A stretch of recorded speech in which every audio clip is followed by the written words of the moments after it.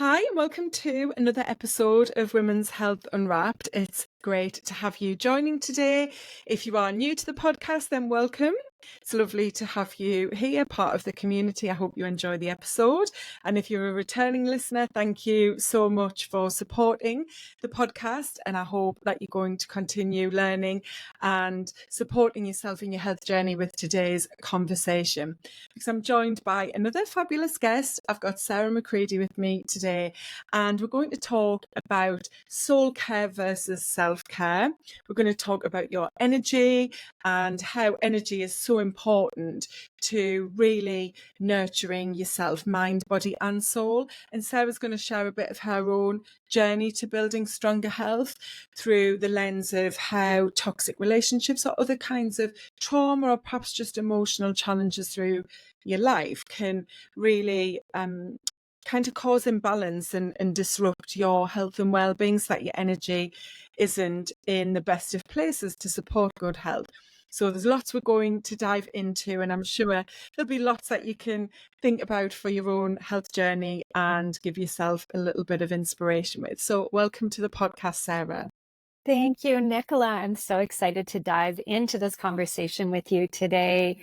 Now more than ever, incorporating other practices into your self-care is so important. And it is such a great way to round out all of the healthcare practices that you might already be doing. And learning about your energy and your energetic body is a really, really great and beneficial way to round out the self-care that you might already be incorporating in your daily habits. Yeah, and I think one of the things this is all about is self-awareness. And for me, that awareness is really important at all stages of building a healthier lifestyle and taking care of yourself. I think as women, we can really lack that self-awareness. We're just caught up in the hamster wheel of go, go, go, spin, Yeah. spin, spin, keep on the move.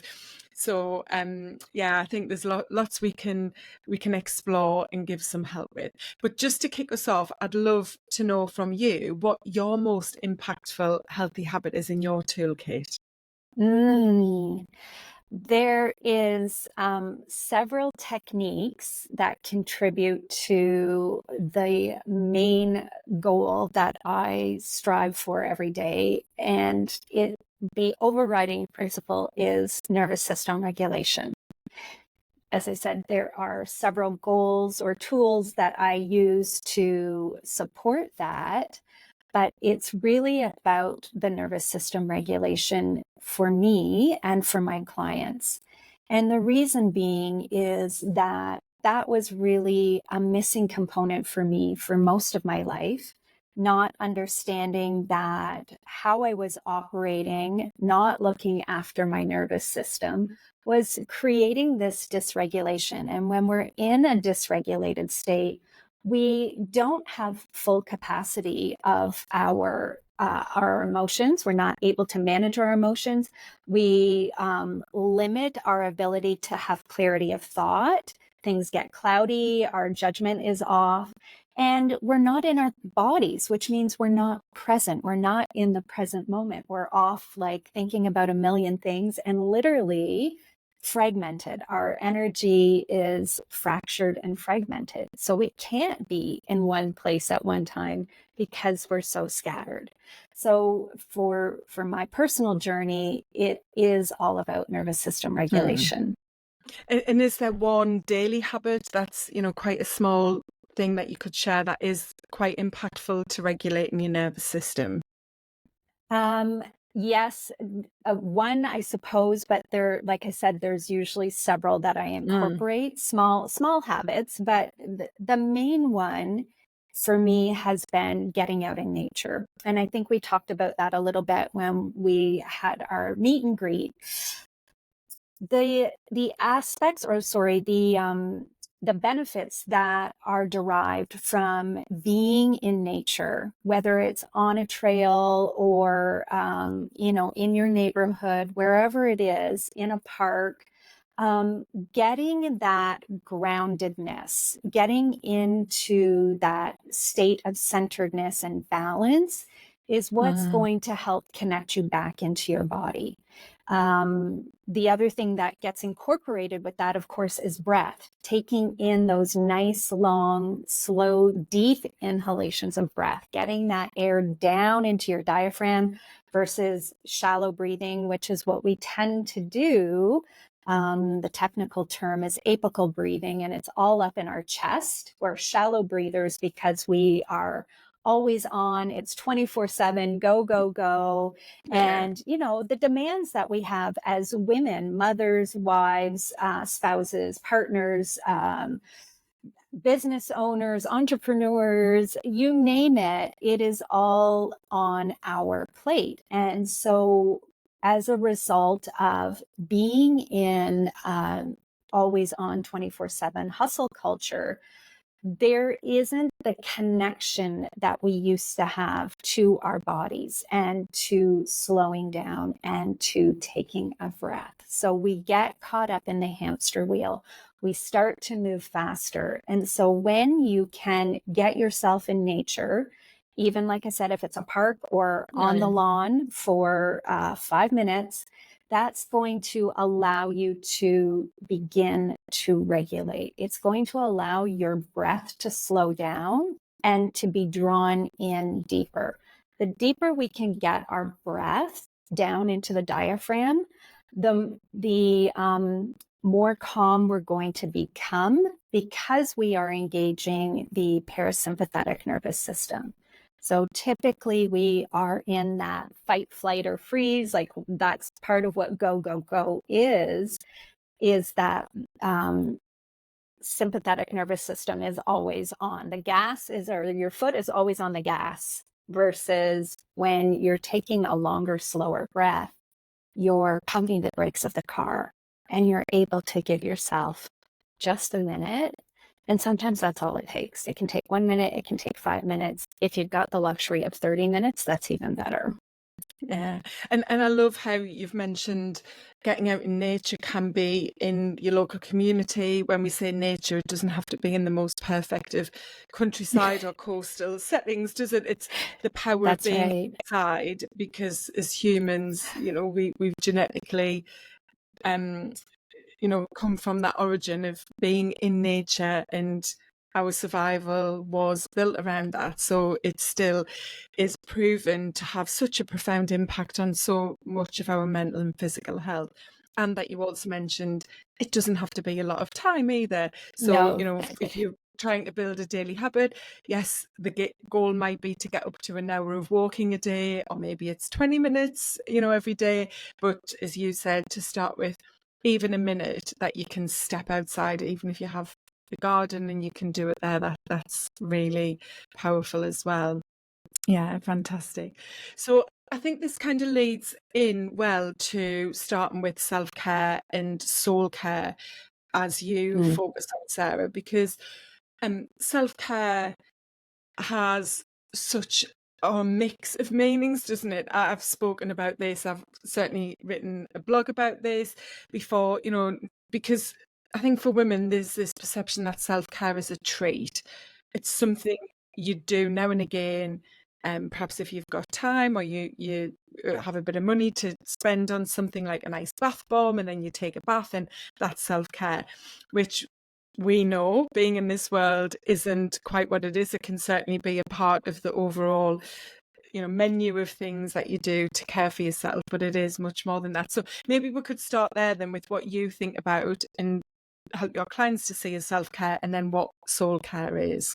Yes, absolutely. This is my favorite subject. And I just want to preface this part of the conversation with my understanding of where I'm at now versus where I was is what has led me to some of these practices that I share with my clients, and that I'm going to describe for you a little bit today. The self-care for me was really having my hair done and getting my nails done. I was in corporate for 20 years. and part of that hustle culture. And when I left corporate and started my own business, I stepped into a very different understanding of how to look after myself fully and completely, and learning that what I was doing before was very surface. And so as I moved through my emotional recovery journey, moving through grief and trauma, it was discovering the energetic body and the aspects of the energetic body that we really can tap into to support our physical body. And so I have coined the phrase soul care.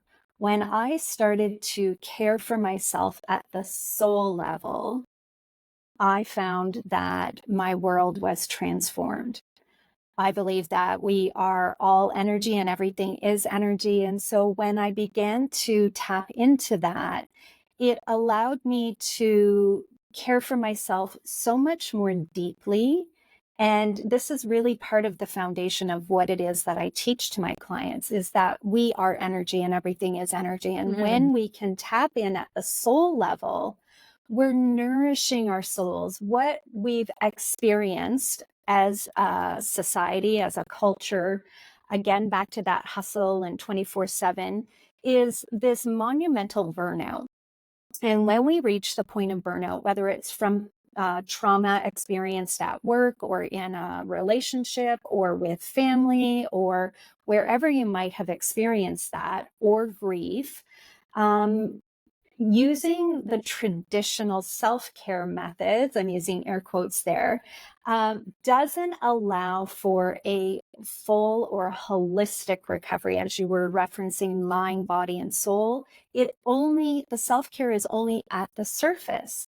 And so when you go deeper, when you start to acknowledge and have awareness about your energetic body, you're able to move into a very different place mentally, emotionally, and energetically that allows for a deeper healing. And so soul care is really about nourishing your soul. And it's about creating that peace. It's about creating calm. It's about creating that clarity, or clarity of thinking or thought. And when we start to incorporate those types of practices, we have a much more expansive view of the world. We have a much more expansive experience in our day-to-day life. And so those practices can look like, they use the word mindfulness practices now. So meditating, getting out in nature, as we discussed, learning to slow down your breathing, getting that long, slow breath. Um, Taking time for yourself to have stillness, to have quiet. Again, when we are busy and life is on demand, we have to be intentional about creating that space for ourselves. And as we were just sharing, it doesn't have to be in the most idyllic setting for days at a time. It really is about intentionally carving out, whether it's 30 minutes or an hour, to give yourself that space to breathe, to connect, to slow, and to be able to shift your energy and bring yourself back into your body. Beautiful. And so do you feel as though, a lot of women are carrying dysregulated nervous systems, and that they are struggling with their health, well-being and happiness because they aren't in a positive place energetically? Yeah, great question. So typically, what I'm finding with my clients is that you get to a certain point in life where nothing is working anymore. All the things that used to work for you suddenly aren't working. And what we discover through our conversation is that the strengths that we had end up becoming our weaknesses. Those things, those coping mechanisms, the people pleasing, the overachieving, the overgiving, the low or no boundaries, all of those coping mechanisms, as I call them, because that's what they are, they're part of our survival mechanisms. They no longer work for us. They begin to work against us.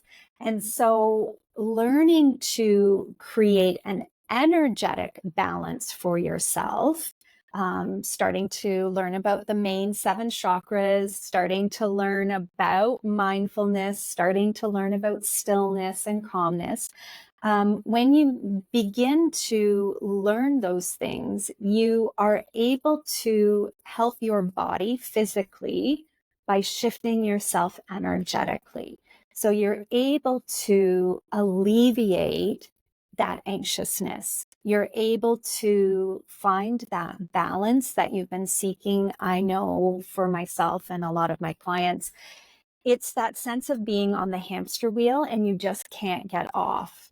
And so when you begin to implement these practices, these energetic practices, yes, it very much shifts your heaviness. It allows for a lighter frame of mind to come into focus for you so that you do not feel like you need to participate on the hamster wheel. You're giving yourself permission to step off of it and to take a breath and to not get back on it again. You're giving yourself permission to really move slowly and to operate at the speed that is right for you, not what everybody else is doing. There's so much in there that I want to unpack. And I think maybe kind of to start out with a highlight of, if you imagine what Sarah's explained and what today's episode is about, is a triangle.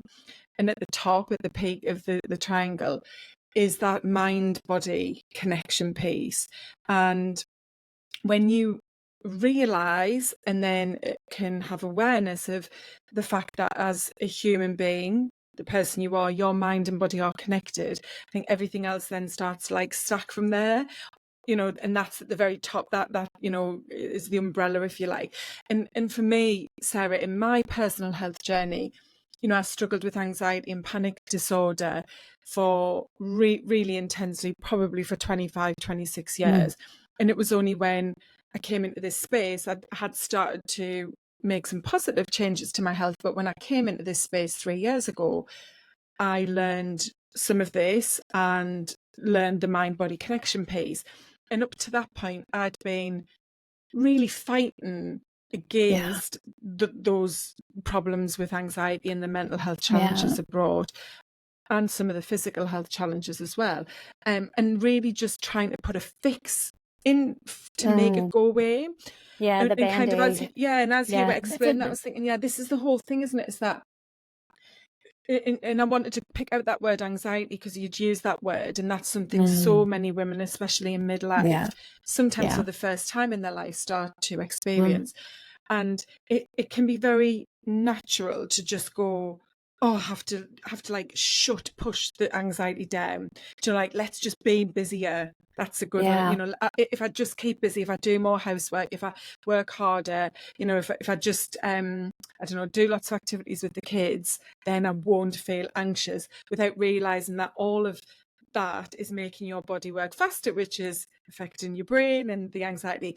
And so I think, yeah, what you're saying about your energy and then your soul, and how taking care of your soul gives you that more lightness to be more present. And that was the big shift for me. And as I started my big transformation, I didn't really realize this was what was happening because I hadn't learned about that yet. But by kind of accident almost, some of the things that I was doing to grow, develop, and take better care of myself, started to do this. And so it was kind of backwards for me that then I learned about energy and our mind-body connection. Was like, oh my God, yeah, that's how I suddenly did feel this lightness. I love that you use that word, because that was my story too. And so for you, in your story, like, where were you at? What was it that had led to your struggles? Because I know you were in quite a difficult, unhealthy place at a point in time for some time, weren't you? Yes, yes. So, how I came into understanding the mind body connection was through my personal experience of four separate toxic relationships over a 25-year period of my life. And it was the fourth and final toxic relationship that was, I call it my breakdown for my breakthrough. And it was during that emotional recovery period that I began to learn about Reiki, learn about energy healing, learn about the mind, body, and soul connection. And as I shared, I was in corporate for 20 years. And so I was in financial services. It was a high stress, fast paced environment. And it had done a number on my anxiety as well, only I hadn't recognized what I had been experiencing. I was, as I described that hamster wheel, I was on the hamster wheel. And for me, there was no other way. I just had to continue to push through. And so when I was forced to take a break because of the emotional, mental, and physical breakdown that I'd experienced through that fourth and final toxic relationship, and the subsequent dark night of the soul and the grief journey that I went on, it was then that I understood how important tapping into that energetic body was to my overall health, but also to my emotional well-being and my mental well-being. It was learning that the mind and the body can be regulated through these mindfulness practices, and learning to understand that anxiousness doesn't have to be a way of life, that it's okay to move slower. And I think what got me continuing on that path of slow movement and mindfulness was the realization of how light I felt and how good I felt. And thinking about all the, past experience about my life in general, how different things would have been had I been able to practice emotional regulation, had I been able to learn to slow down. You were talking about that busyness and we just make ourselves busier. That's actually a numbing mechanism that we employ, and we don't recognize that that's what we're doing. And we do that because it's easier just to continue being busy than it is to stop and feel. So part of what I was learning through my grief journey and my emotional recovery journey was that I needed to feel it to heal it. I was truly trying to logic my way through that emotional healing, and no amount of logicking was going to allow me to move through that. I had to stop. I had to slow down.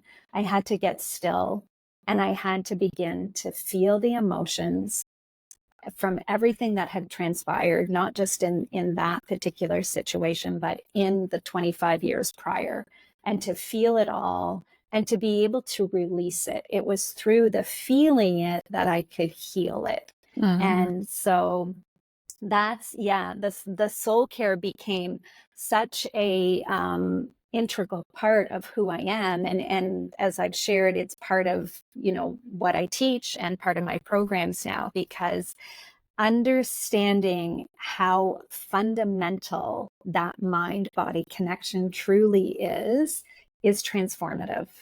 And it will eliminate or alleviate the anxiety, the grief, and create that expansiveness that we're all desiring.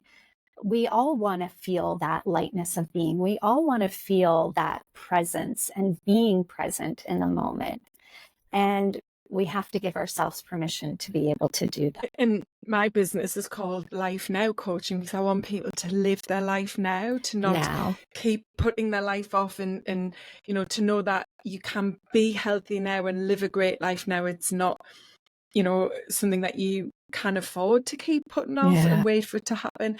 And, you know, the society we live in, pretty much in most places in the world, I would say, is one that has taught us to try to overcome emotions by, you know, moving forward. And Yeah. so, you know, that Stuff that it. term of, yeah, I have stuffing it down, you know, moving on. You mentioned 4 toxic relationships, and grief is a word there to those relationships. And Yeah. anyone who has been in, it doesn't necessarily have to be a long-term relationship, but a serious relationship that has Mhm. fallen apart, has probably experienced grief. You know, it's very intense. And then you have, you know, other things in life that can cause those similar types of experiences and emotions, like the loss of someone you love through death, or even an illness, or other traumas and so on. And we're very good at telling ourselves, oh, I'm being too emotional, or, you know, I shouldn't be Mm. suffering like this the way I am, or, you know, yeah, that experience was awful, but come on, I have to it's in the past, let's put it in the past. And although we might put it in the past as in, yeah, I don't need to think about that anymore, we're kind of tricking ourselves, because, as you know, it's very much stored in Yeah. our heart. You know, emotionally, it's always there. And so when you're talking about energy, Sarah, that's how it's then still with us, because it's affecting our energy, isn't it? And I Yeah. certainly know through lots of women I've spoken to, some ones who have become clients, they're carrying so much with them that they don't come to me to have fixed. It comes out when we start to look at what's perhaps underlying to make them feel the way they do, and hold them back from making the changes they want. And sometimes it's years and years past, isn't it? And it's something that, like I said, doesn't have to be this great big, you know, traumatic event in life, or something that you think is still impacting you today, but we realize it is there and it is impacting your Mm. energy, which then in turn is Mhm. impacting how your body functions, and then your mind as well, isn't it? Absolutely. Yeah.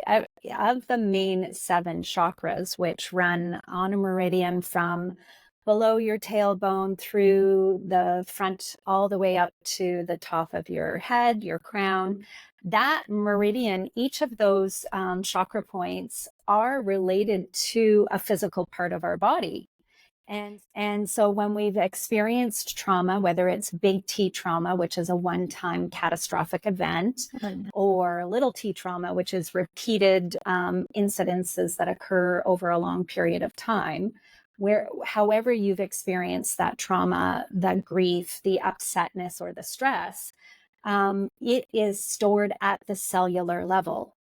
It is stored inside your body, physical body, and inside of your energetic body. And so when you start to heal the chakras, clear the chakras, work with your energetic body, you're releasing that stored, stuck, denser, heavier energy.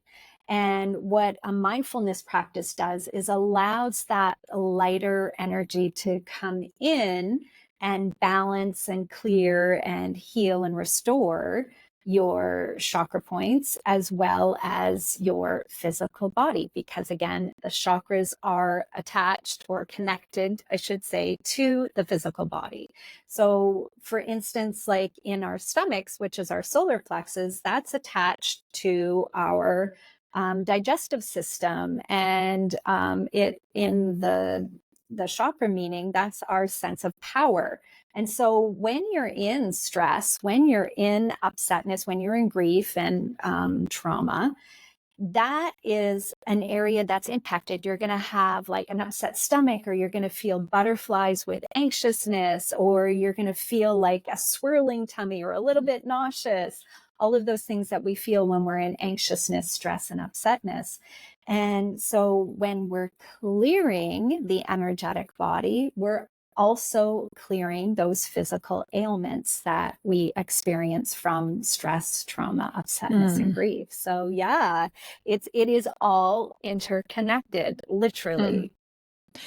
So I want to know more about chakras, because I think Ah, this is so fascinating, and I honestly don't know a lot about them. Yeah, I've heard about them, but I do know that this although not everyone's talking about chakras, this Yeah. area within the wellness space is massively Mm. growing.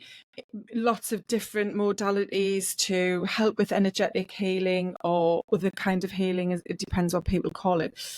And I know, like I say, through my experience and just what I now understand from my own learning and qualifications, that this is real. This is not woo. This is No. absolutely But, human but, biology, but, physiology, you know, yeah.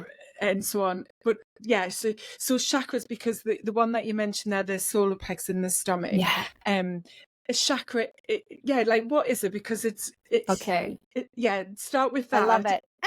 to be give us Let's like do, the 101 of yeah. chakras. I was just gonna say, let's do chakra 101. Yes, so good. So the word chakra, or chakra as it's pronounced, is Sanskrit for wheel. The chakras are wheels. There is more than the main seven, but I primarily focus my Right. conversations and my teachings on the main seven. Um, so Sanskrit for wheel, it moves in a clockwise direction when it is in harmony, when it is in balance, and it moves at a certain rate, a certain speed. However, when we have density through anxiety, upsetness, grief, trauma, it will slow the movement of the chakra down.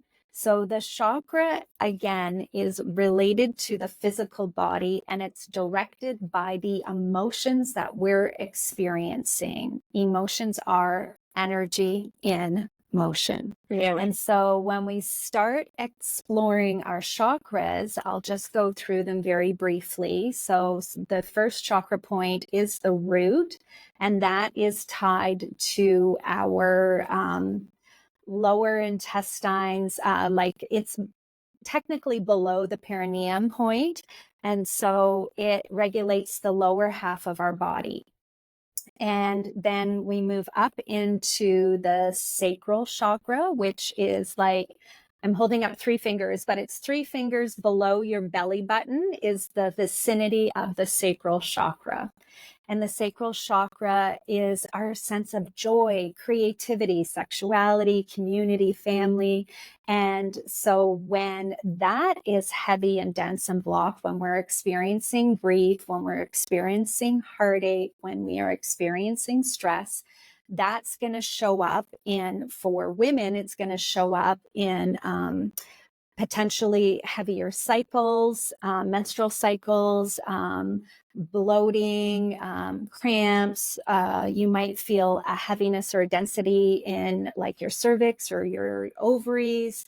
And then moving on to the solar plexus, as I just described. So that governs the digestive system and your gut health, and the gallbladder and the liver are impacted in that. So our organs are also playing a part in this energetic experience that we're having as well, our energetic body. And then moving up to the heart, as you mentioned, we feel our heart, we feel the density when we're in grief and stress, but it's also, as I was just describing, being felt in other areas of our body. So the heart chakra governs our lungs and our heart and our chest area. Moving in to the next one, up to the next one, is the throat chakra. And of course, that's our voice, our desire to be heard, to speak our truth. And when we are in anxiety and stress and trauma, we're not able to use our voice. We can't advocate for ourselves. We can't speak our truth. Sometimes we're paralyzed by even the thought of speaking up for ourselves or speaking our truths. And then moving up from there is the third eye. It's a spot just above the eyebrows. And this is where we hear about clairvoyance or mediumship. This is the chakra that clairvoyants are activating, is the third eye. And that gives you your sense of sight, but without your physical eyes. So you're seeing into your future, you're seeing into your energy and other people's energy. When you're activating your third eye, you're being given additional or more intuitive information. And then moving up to the crown, which is at the top of the head, and it is governing your spiritual self, your higher self. This is where we connect into our higher power or our higher self. And the crown actually is related to the right eye, the crown chakra, and the third eye chakra is actually related to the left eye. So when you're activating either of those chakras, you may notice pressure in one of those eyes. So my crown chakra is the most active chakra for me, in addition to my solar plexus. When I'm reading energy, I'm reading it through my crown chakra. And so I always feel like a lot of pressure in my right eye. I'm not clairvoyant, so I don't see or read future, but I'll receive like images and that sort of thing. So I don't have as much activity in the left eye, but I definitely notice it in my right eye. So that's kind of chakras 101. There's a color associated with each of those. And when we are intentionally and mindfully choosing to clear our energy, we're making those chakras run at their optimal speed and rate, if you will, their frequency. So that's why it's also important to start connecting into mindfulness or that soul care aspect of your being versus just self-care, which again, for me, self-care is just very surface. It's only the physical aspect. When you're nourishing your soul, when you're looking after your energetic body, you're actually healing and supporting your physical body in a much, much deeper way. Yeah, that's so well explained. Thank you. And just to kind of clear it, a chakra isn't a physical piece of your anatomy as such. Is it? It's that energetic area, and this is really an energetic area. Yeah, its origin is in Eastern medicine, isn't it? Yes. You know, you've got lots of different ways that this is supported and worked on and improved. And Reiki's one of those modalities that you can use to energy healing, yoga, mindfulness. There's which all of those are just in such and they're all in such huge growth. And I absolutely love this part of wellness. And what I will be really honest about and say, this is the biggest part of my wellness toolkit that I need to be better at and have more habits around. I think mindfulness generally is pretty okay. There's lots of different ways I'm mindful, and we've spoke about mindfulness on the podcast. We did one full podcast on it quite a while ago. You know, and you could be mindful, for example, my favorite ways when I'm in the shower is to just recognize that I'm thinking of all different things and try to feel the water, smell what I can smell, hear what I can hear. And I always honestly do realize that I've suddenly gone off to what's for tea tonight and what's that. But then it's bringing it back. So the power is, so it's mindful in that, I've realized I'm thinking about that. So yes, you don't have to meditate to be mindful. There's lots of ways, but that for me, I do know that for my nervous system and my well-being, this is something that I must get better at, and I need to coach myself on this. There's a lot of things I do, but I think just to kind of, you know, bring us to a wrap up, Sarah, I'd love for you to share with someone listening what 3 simple steps would be that they could take to build better habits. So, you know, I need to build better habits, so this could be good advice for me as well. But, you know, what could you do to get started with just those 3 simple steps to have more valuable soul care as part of your wellness toolkit? I'm going to bring it back to the beginning of our conversation, which is about nervous system regulation. At the core of mindfulness understanding or learning about your energetic body, your chakra system, is really what you're doing is supporting your nervous system regulation. So being intentional, and I use the word intentional and mindful interchangeably, but what I'm really sharing is that we must intentionally choose to look after our energetic body and creating that time to have so that you can do that for yourself. If it's not scheduled, it's not going to happen. We know this. And so it's not 3 tips per se. It's a frame of mind where you're choosing to set aside time for yourself so that you are able to replenish yourself energetically so that you can give from overflow rather than depletion. So often we are giving, and we're giving when we have nothing left to give. And so when you intentionally choose to set time aside each and every day, using whatever tool or modality speaks to you, and filling your cup up first, balancing your body energetically, you're going to experience a multitude of benefits from that.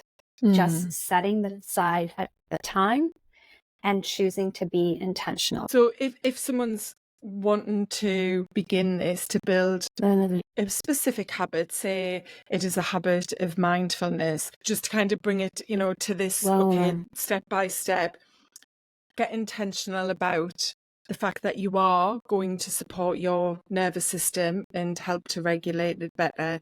I like what you said about planning it in, getting some kind of way to schedule it, whatever that might be for you, reminder in your phone, something in your calendar, post-it notes, perhaps. I think one of the things that I shared was whatever tool resonates with you. Yeah.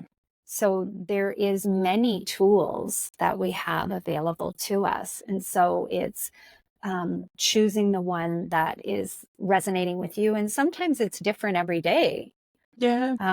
So in practical terms, what that looks like is feet on the grass, taking long, slow breaths, doing a yoga session or stretches, some sort of movement. Qigong is another favorite one of mine. And so choosing your tool for the day. Yeah. Yeah. Yeah. And I'm all about, that it's not a prescriptive set of things to do, that it's your toolkit, that kit does change over time. I think to Sarah's point, this is about having habits to care for yourself, to nurture that energy and help regulate it, and choosing, like, some days, for example, I might go on the spin bike, another day I strength train. When it comes to movement, I get outside as much as I can to walk, but I'm varying it up and also going off how I do feel and what I feel like I need to benefit me. And I think I emphasize this a lot because I do think when it comes to health, for many women, what holds them back from building better habits and better health is a fear of, oh, well, I've got to do it all or have to do it just right, rather than having this freedom of choice, as you say, and I think some of what you're saying will, as you get that lightness and more regulated nervous system, you will start to step into some empowerment to go, actually, now I feel like I need this. Whereas when you are starting off new, it can feel like you've almost got a brick wall in front of you and you're like, I don't know what I need. I don't know what's going to give it, because you aren't connected to your energy. So I think just doing something to begin with and building a habit of something to help regulate your nervous system. And then I think you're going to have a lot more vision, and insight of what's possible and what will benefit you. Yeah, I think 100%. that's the great thing with health, full stop, isn't it? The ripple effects come and it becomes easier to know what you need and to try new things because you feel stronger and in a much more energized, high energy place, that's for sure. Yes, Yeah. yes, and giving yourself permission. That's a really great point too, Yeah. Nicola, is that you must give yourself permission and you must give yourself time. This isn't overnight. It's not a one and done. This is repetitive, daily, you're stacking these habits Yeah. and you're allowing the accumulative effect to take hold.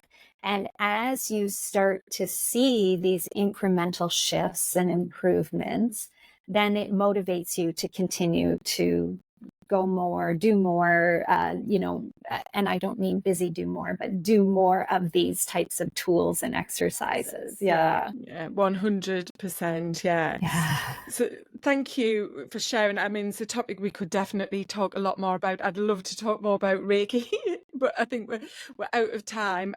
So just to wrap up with where people can connect with you, and I will of course add everything into the show notes, but if you would like to see what Sarah's about and check out the work that she does, if you'd let people know, where's the best place for them to connect and find out more? Yeah, you can find me at illuminatedjoy.com and on all social platforms. And I would love to connect with you. And yeah, any questions about the chakra system, love to chat about that all day long. Brilliant. And I think you have something free as well I to get do, people to have a look at, yes. to get Yeah. started on their journey as well. Yes. So, in regards to this nervous system regulation conversation, which really is central to being able to move into that peace, ease, clarity, and joy, I have created a free guide. It's like a little ebook, really. And I'm sharing in there 3 techniques to create nervous system regulation. So they're simple, they can be done anywhere at any time, and you can begin to practice them proactively rather than waiting till you're in distress. You can start using these techniques, as a part of your daily practice and keeping yourself in that state of regulation, which will create that clarity and that peace of mind and that lightness. Fantastic. So on this podcast, it is all about helping people to actually take steps to build new habits to have better health. So there's no excuse for Yeah. you listening. You can get signed up, and there you go, 3 things to give you a way to begin building better habits for soul care, which I think, every one of us would certainly benefit from, no matter how healthy or well we might think we already are. I think we know we can always help ourselves to feel even better. So thank you again, Sarah, for your time and for sharing everything that you have. I think it's such a fascinating topic and something that I'm sure people will take, something away from to implement. Thank you, Nicola. It's a beautiful conversation, and I look forward to chatting with you soon. Yeah, thank you.